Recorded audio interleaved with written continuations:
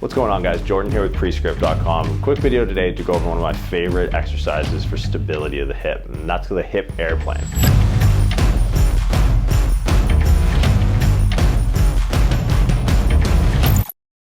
Let's think, when we're squatting, we're usually squatting with our hips relatively abducted, right? So, we have our legs out to the side. So if we drew a straight line down from where our pelvis kind of makes our hip joint right down to the floor, we would have a relative degree of abduction outward. Now, if we can't control that relative position of that ball and socket joint from a structural or from a functional standpoint, we're gonna have some of that force go into our structure. So this is a good way to screen for those people who are having SI joint pain or having lumbar disc issues, whether or not they have the requisite stability to actually be allowed to squat with that relative degree of abduction. So what the hip airplane is gonna do is we're gonna be standing on one leg and we're gonna recreate whatever this angle is. So the wider you're squatting, the more you're gonna have to open up through that pelvis while you keep that foot on the floor, and the more stability you're then gonna have to create from a functional standpoint. The narrower, the less you're gonna have to go.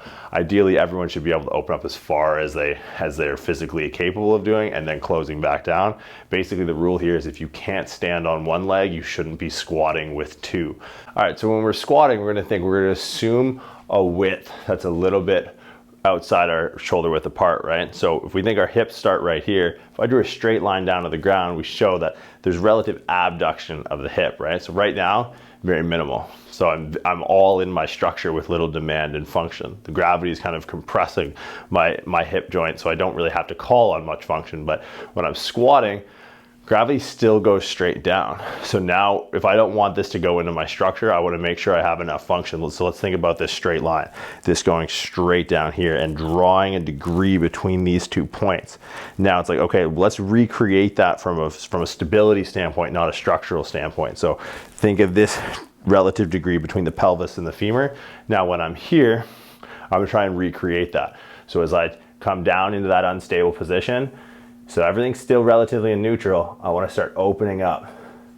And now I'm creating, my pelvis is looking this way and my femur is staying down. I'm creating that same arc, but rather than having the foot off to the side and the pelvis in neutral, the foot's underneath and the pelvis starts to deviate. This is going to test the lateral stability of that glute med and see how much functional stability we have through the hip and whether or not we should be squatting at such a stance width.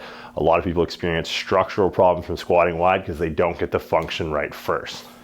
So the hip airplane is a really good functional screen to say, am I functionally stable enough to be able to squat with this width? Because if you're not, a lot of that force is going to come back through the ground and it's going to find its way through that functional stability and going to go right into structure. It's going to be your hip labrum. That's going to be muscles of the lateral rotator group. It's piriformis syndrome, SI joint sprains, low back, lumbar disc issues. So a lot of these structural problems stem from not getting the function piece right. So whether you're an experienced squatter or you're someone just getting into lifting, before you get into loading both legs at the same time, see how you can perform on one leg first. If you're experiencing any hip or low back pain, check out some of the free programs we're running currently on Prescript.com.